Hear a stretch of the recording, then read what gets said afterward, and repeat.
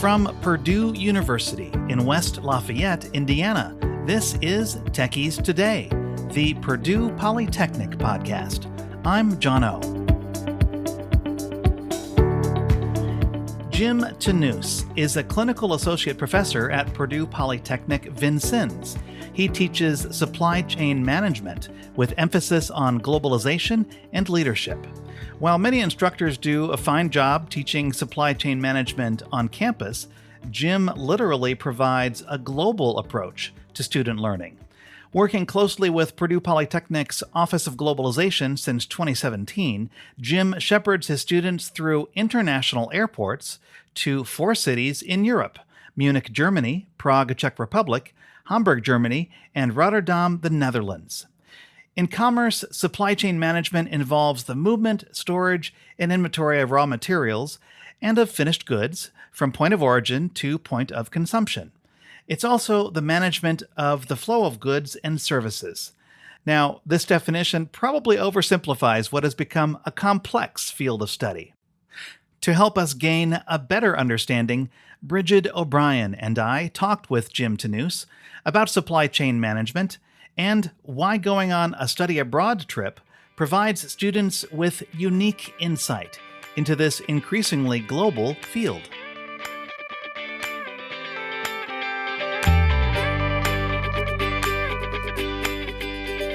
Supply chain management is the movement of components, the movement of raw materials to create a product. So it tracks the, I guess you could say, commerce from raw materials all the way to end user. And supply chain management is becoming increasingly important in today's society because of all the trade that occurs and because globalization is making our society much smaller. And oftentimes we don't produce everything in America like we used to several generations ago. We need importing, and our own manufacturers need an export market. And so the study of that constitutes supply chain management. So supply chain management is key to a good economy?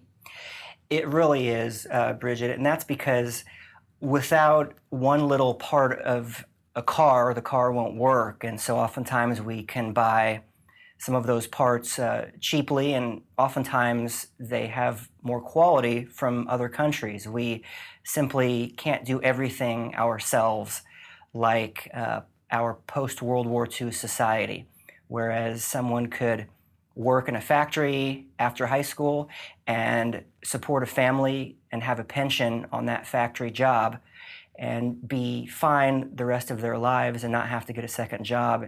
In today's world, oftentimes with automation and robotics, those extra skill sets are needed for those who work in a factory. And that infamous skills gap is where Purdue Polytechnic Vincennes and Purdue Polytechnic Institute in general comes into play.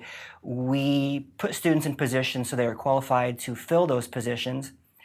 They are not necessarily positions of several generations ago. Oftentimes, students work in a manufacturing position for several years and develop some skill sets, certifications, Six Sigma, whatever, and move on to other factories. And these positions are not the dank, dirty factories that we may think about. They are very well-paying jobs, oftentimes starting salaries near $60,000 a year. And unfortunately, the state of Indiana can't fill those jobs.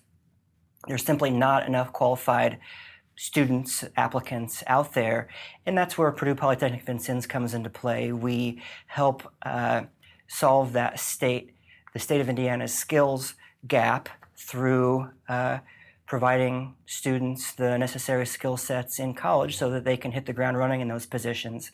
And companies like Toyota, located in Princeton, Indiana, about 45 minutes south of Vincennes, they don't have to hire people and then fire them 6 months later because they were never qualified in the first place. Jim, could you tell us about your experience before you came to work as a professor in the Polytechnic? Yes, absolutely. I was a Purdue student and graduated in the Cranert School, and my first delve into, I guess you could say, a real job was my internship in Minneapolis, Minnesota for the Minnesota Twins. And I worked for a company that worked out of the Metrodome in operations and marketing. And so I was the head of concession stands, and we sold souvenirs in some concession stands and hot dogs in other concession stands. How did you get from concession stands to supply chain management? Well, concession stands fill a need, and they get the products from the vendors to the consumers. And the consumers, as far as Minnesota Twins fans, are most likely to buy on game day. And so that was my first experience in working in supply chains. I guess not considering a position in Dairy Queen when I managed inventory at 17 years old. But I was able to parlay that internship into a position at Conseco in Carmel, Indiana upon graduation. And I worked there for a few years, and then I went forward and pursued my master's degree from Indiana University. So hopefully some of your listeners don't turn off the podcast at this point. I finished my master's degree at the Kelley School of Business and started teaching at community colleges in Indianapolis. And then after the third or fourth position I had in higher education, somebody introduced me to Purdue Polytechnic Lafayette, and I taught classes there for 3 or 4 years, as well as in West Lafayette. At that point in time, I decided to pursue my doctorate degree, and so I finished my doctorate at Purdue. I worked at St. Mary of the Woods College in Terre Haute, Indiana, as an assistant professor and associate professor. I was faculty assembly president for 2 consecutive terms. During that time, I also worked at Indiana State University, and I have been at Purdue Polytechnic Vincennes for about 5 or 6 years, full-time, about 7 or 8 years, just teaching classes as an adjunct, and I've been acting director for the past 2 or 3 years as well. What kind of high school student would excel in supply chain management? Any student that likes to work with their hands, somebody who is able to put something together and has those skill sets but maybe hasn't polished those skill sets at 17, 18, 19 years old. Someone who doesn't know what they want to do, explain to them in a more nuts and bolts fashion what supply chain management is. My department, School of Engineering Technology, reported on top industries for Purdue hires from 2018. The top 2 industries were manufacturing and machinery, and then second was the automobile industry.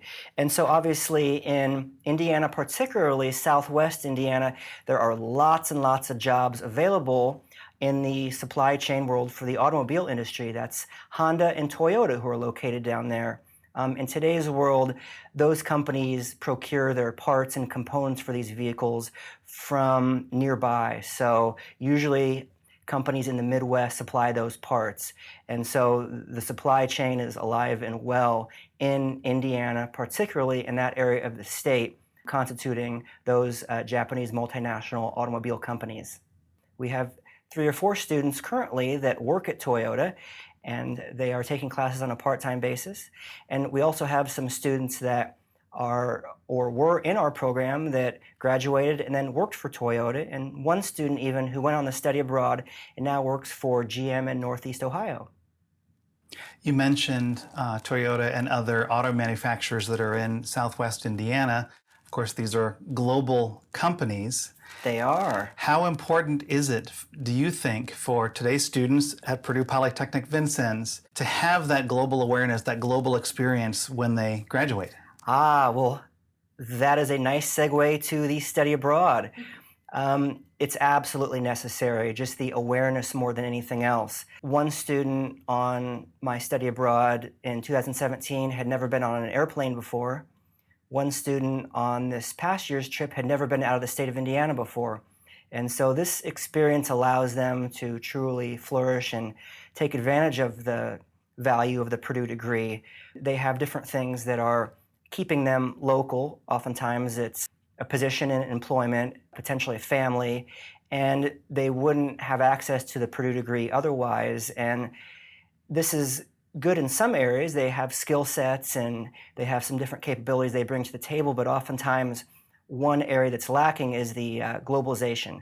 They have maybe been more secluded, or they haven't been out and about like some of the other students, particularly the international students here on the campus of West Lafayette. How long have you been doing the globalization trip? I guess I wanted to look at the history of it. Yes. Whose Perfect. idea was it? Okay, so I enjoy traveling abroad, and in my previous position, I presented at various academic conferences around the world, and there became several cities in Europe that I became very accustomed to. Through these conferences, I figured out the lay of the land, public transportation, some of the places where tourists go, and some of the places even where tourists don't go sometimes that can be more interesting than any of the other places that you see on websites. And I figured out these places to where as I felt confident enough in them to put a trip together. The last destination, Rotterdam, Netherlands, we call it Rotterdam while we're in Europe, I actually first went to the Netherlands as a 20-year-old with a roommate of mine when I was at Purdue. And I enjoyed Dutch culture so much that I went back every few years just for the enjoyment of it and not necessarily for academic purposes. And I wandered around enough to whereas I really got accustomed to it and I know exactly where to go. In fact, I put together a 4-part series, Central Europe, on a limited budget. Experiencing culture and political history doesn't have to be expensive. So I familiarized myself with a lot of these European cities before the study abroad was ever put together. The Europe tour consists of 4 particular cities. How did you decide on those 4 cities? Correct. Well, let's start from the beginning. In a message in the Purdue Polytechnic Institute magazine from, I believe, 2016, Dean Bertolini stated that students have changed in terms of their motivations and how they learn. And so in light of this student evolution, the study abroad was created to allow for applicable and relevant experiential learning. And so for the fact that the automobile industry is so relevant to the economy of Indiana, I included 2 automobile factories in that tour. And for the fact that supply chain management and being in the crossroads of America, we are right at the forefront of the American supply chain, I picked the 2 largest ports in Europe as the last 2 stops on the trip. Port of Rotterdam is the largest port in Europe. A supply chain mecca. I believe 1 out of every 3 products goes through the port. And then the port of Hamburg, it was the 2nd largest port when the trip started or when it was created. It's now the 3rd largest. You went with 2 ports and you went with 2 automotive cities. What were the 2 automotive cities? Munich, Germany is home to BMW, and that stands for Bavarian Motor Works. Bavaria is the southern part of Germany, and so that's the first automobile factory. The second is Škoda, which is a Volkswagen subsidiary. They don't sell through the Škoda name in America. They sell via Volkswagen, but they are a key player in the Chinese automobile market as well as the Central European and Eastern European automobile market. And so we tour both of those factories before we tour any of the ports. Because the supply chain is constantly moving and mobile, and European culture, people are always on the move, we take that to heart, and the trip involves moving, literally, ourselves from city to city to city to city. Otherwise, a trip that was just static in one city wouldn't truly represent, in my mind, how the supply chain works. I'm curious to hear about how you advertised the trip to your students, how many students went, what their expectations were before they went. Absolutely. Polytechnic statewide students have attended each trip. The first 2 trips also included West Lafayette students. And so it's worth 3 credits. And students can include those credits in most cases as an elective or substitutes for several courses that I teach, face-to-face and distance, a global logistics course, as well as a global leadership course. I sort of do a tour of the various statewide locations in the fall semester to provide students information about the trip, and I have a PowerPoint. I show them costs and the commitment, what constitutes the 3 credit hours, and students can sign up for it. And oftentimes students would not feel comfortable signing up for a trip where they didn't know the leader, and so that's why I think going around to the various locations and offering them a little bit of face time, it allows them the confidence to sign up for the trip. The first year, 10 students attended. The second year, 30 students attended. That became a little tough to manage, so I pared it down this last year, and we just kept it open to statewide students, and there were 18 students on the trip this last year. The European Commission published a report in 2005 which revealed that the EU is the world's leading automobile manufacturing region, and also stated that more than a third of all automobiles are manufactured in Europe. And more specifically, Central Europe is, I guess you could call it the central location specifically of the automobile market in Europe. The Czech Republic is a manufacturing hub. Like the state of Indiana, the Czech Republic relies on its economy for manufacturing purposes. Munich has a lot of automobile production and production of all sorts of different products for that matter. And the Netherlands as well, not necessarily production-based, but supply chain-based. They consider themselves Central Europe, and the Czech Republic almost, the Czechs resent the fact that they are considered Eastern Europe, because for so many years they were not voluntarily part of the Soviet Union. There are two themes of the trip beyond just the disciplines covered that students might take in class, like economics and organizational leadership, industrial management, global marketing, quality production, organizational change, and of course supply chain. But there are two themes of the trip: cultural immersions and the history of capitalism and trade. And those two are inherent to understanding how the supply chain works. Oftentimes, students won't work at home or in their region of the state. They will work elsewhere. And an understanding of culture is important for students to understand because they will be faced with people from different cultures throughout their entire lives. And the history of capitalism and trade comes into play because Central Europe has been the epicenter of so much political change over the years. Obviously, we understand what Germany has gone through the World War I, through the Cold War, the Czech Republic as well, for the fact that they were under the thumb of the Soviet Union. And even the Netherlands, they were occupied during the war like the Czechs were, and they have come out of that more unscathed than some of the other countries in Europe. One of the things that we do in that country is see their city hall. The city hall was left standing in Rotterdam. It was one of the only buildings left standing, as well as the Church of St. Lawrence, which is a massive building. During the German aerial bombing before World War II, they strategically left the city hall and post office so they could find where people live, and they left the Church of St. Lawrence as a landmark. And so we go into those places and see these buildings, and we understand the nature of the political history a lot better. In fact, there's a statue of not just Winston Churchill in Rotterdam City Hall, but also of George Marshall, of the U.S. Marshall Plan. And so the United States has had a pivotal role in shaping these areas of the world. And so oftentimes students, especially younger students, don't understand the political nature of where they're at until they see it themselves. In the Czech Republic, we go to the Museum of Communism, and students learn that there were many statues of Stalin during the Cold War, and students were forced to learn Russian. This was not something that they voluntarily did. They were forced to do it. And after World War II, they were under the thumb of the Soviets for so long, up until 1989, the fall of communism, and they have really embraced an American-style mindset in their economy. And now a lot of the younger people speak English as well as Czech, whereas the older generation speaks Russian and Czech.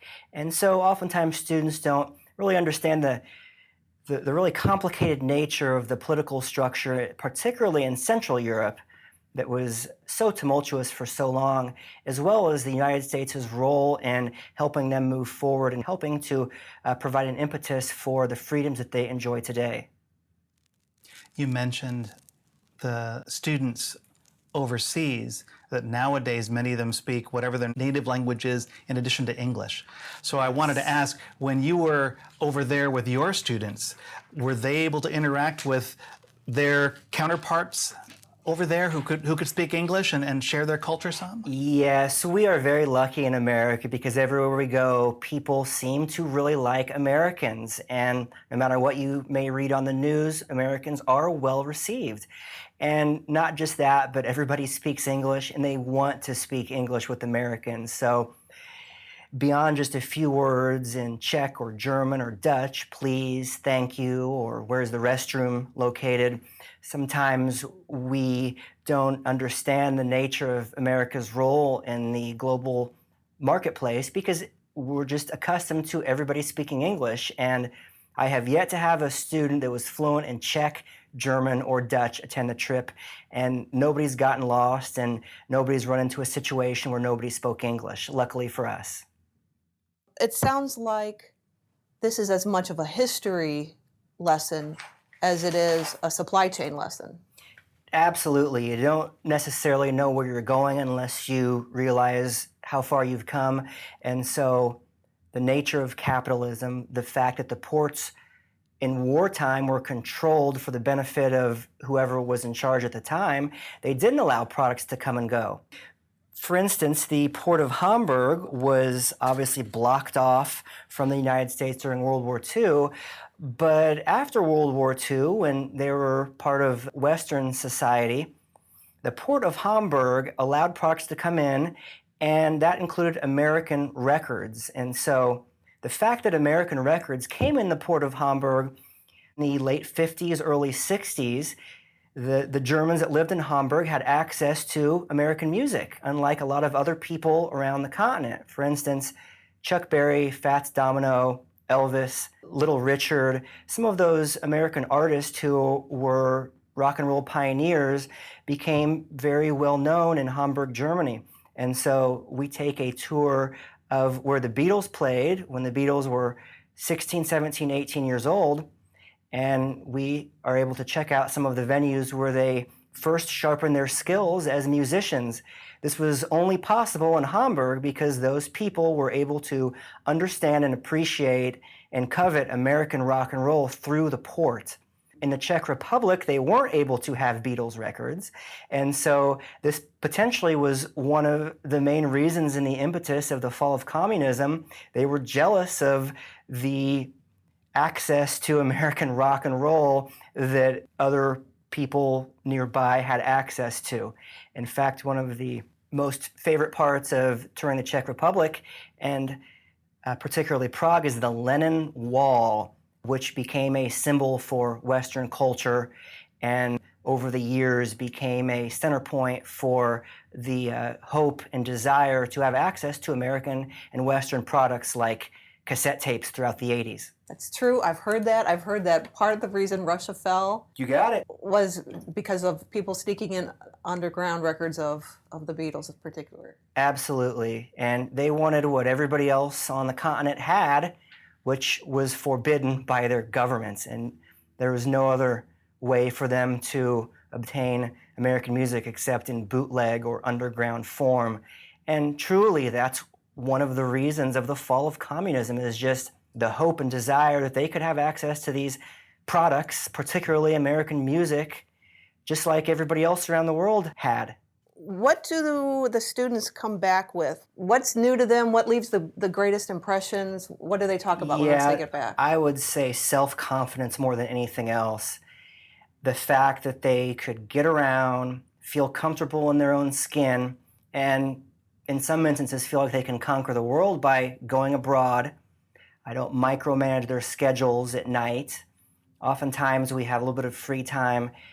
The willingness, and I actually even advocate for students to go explore as much as possible.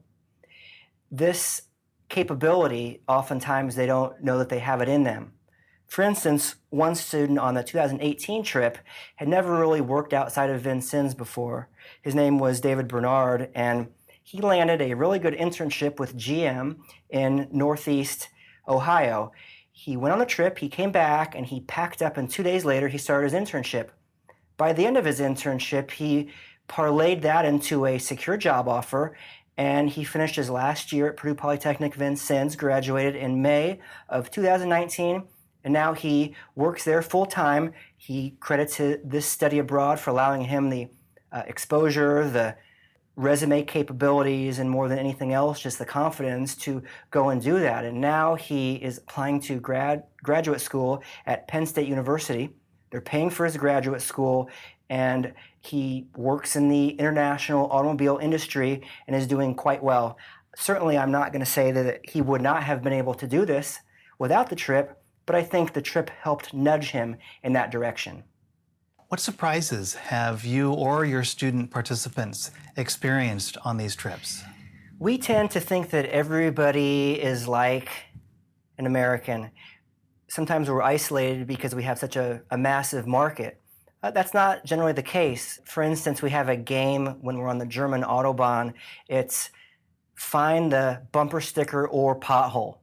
Those are very Hoosier American phenomenons right there. You don't see too many potholes on the German Autobahn, if any, and you simply don't see bumper stickers on cars.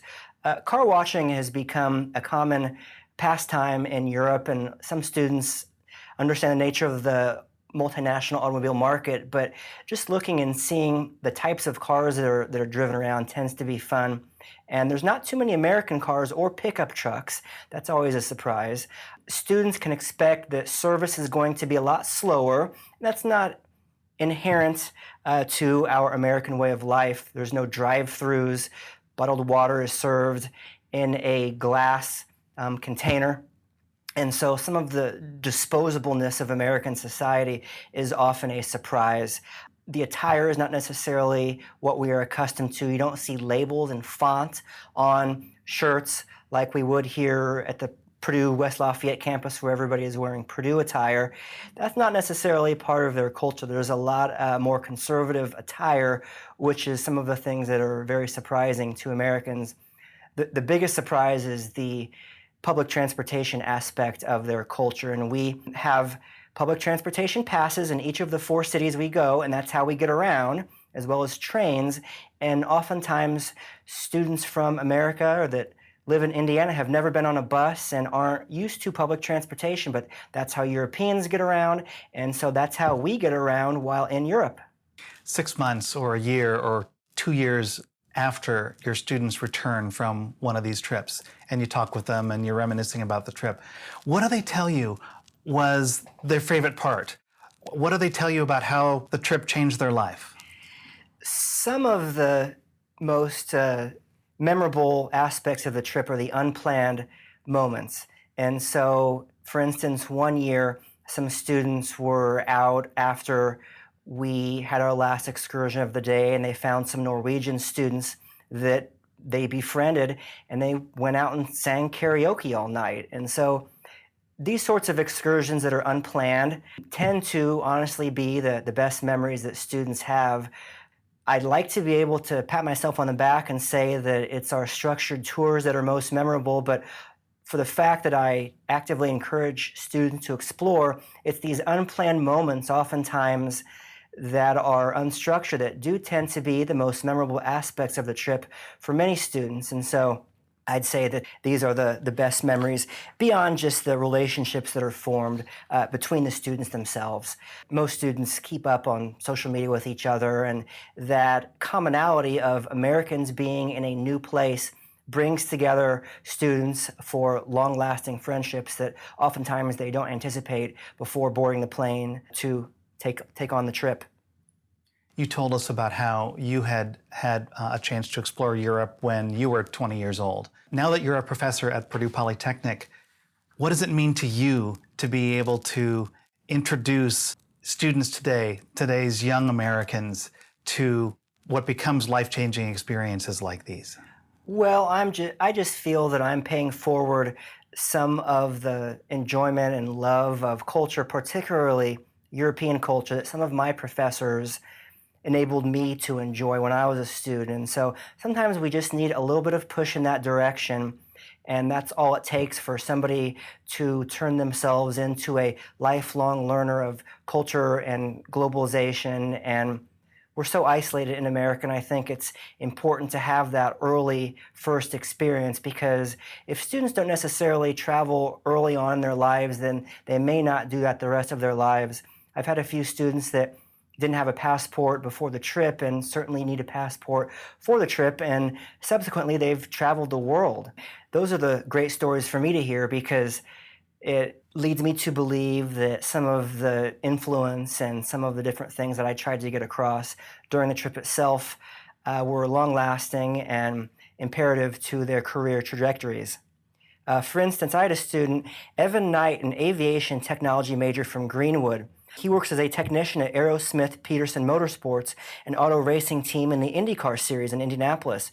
And so he repairs and maintains the primary and backup race cars for the team. After the Skoda factory tour, he commented, "What I found most interesting was the racing history of Skoda. Working in the racing industry, it's always awesome to see different types of racing that is popular around the world, and to give somebody access who is already on their way to achieving some additional goals in industries such as the global automobile racing industry makes it worthwhile for me." I had another student from the 2019 trip, Cody Phillips. He's a mechanical engineering technology student from Greens Fork, Indiana.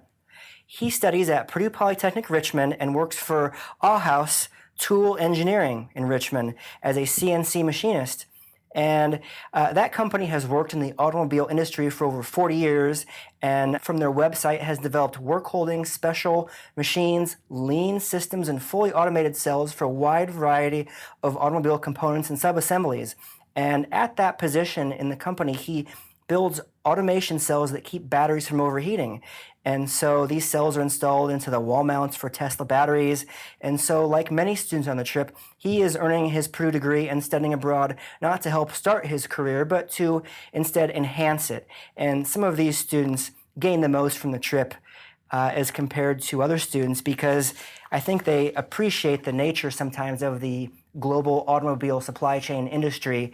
And those are the students that potentially sometimes come away with the most memorable experiences.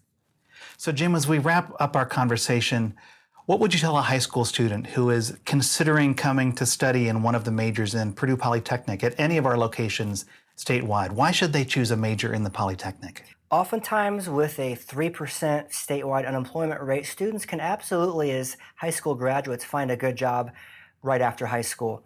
The problem lies in 2 or 3 years after they've entered the workforce and they've found that potentially there are some roadblocks to their career development because a bachelor's degree or associate's degree is needed in many of the industries that they want to pursue. And so having that degree, particularly from such a outstanding brand as Purdue, will allow them to have that career mobility that they wouldn't have otherwise. And I think the Purdue placement rate at Purdue Polytechnic Vincennes, as well as some of the other locations around the state, that kind of says it all. These students can hit the ground running, but not only are they achieving some good positions right after their degree, but if you were to ask them 2 or 3 or 4 years down the road if their degree was worth it, and that's when truly the Purdue degree comes into play. It's those several years after they've really established themselves and proven themselves in those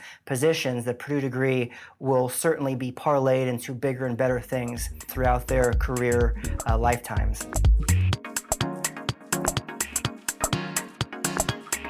The name of the trip that Jim Tanoos hosts is the Purdue Polytechnic Central European Multinational Automobile Organization Supply Chain Experience. Students at our locations around the state who are interested in going with Jim on a study abroad trip can contact him via email, jtanoos, that's JTANOOS, at purdue.edu. Student service coordinators at Polytechnic locations throughout Indiana can also provide more info. Our students in West Lafayette can visit our Office of Globalization to learn about similar study abroad opportunities in Europe. By the way, an extended length version of our conversation with Jim is on the Tech Purdue YouTube channel. And in the video, Jim narrates a slideshow of nearly 30 photos from his most recent study abroad trip to Europe. See the episode notes on our website for a link to that video and Jim's webpage. Our next episode of Techies Today will be a companion to this one. We will visit with Polytechnic students Lindsay Drake and Carson Deal about the trip they took to Munich and Prague, but their study abroad experience took place 1 month before their first semester at Purdue. That's coming up next time. Our podcast is produced at Purdue University in Purdue Polytechnic's Office of Marketing Communications. Follow the Polytechnic on Twitter, Facebook, Instagram, and YouTube at Tech Purdue. The podcast is on Twitter and Instagram at Techies Today. Send comments via email to techiestoday@purdue.edu. Our executive producer is Melissa Templeton. I'm John O, the podcast's editor and producer. Thanks for listening. That's what's happening for Techies Today.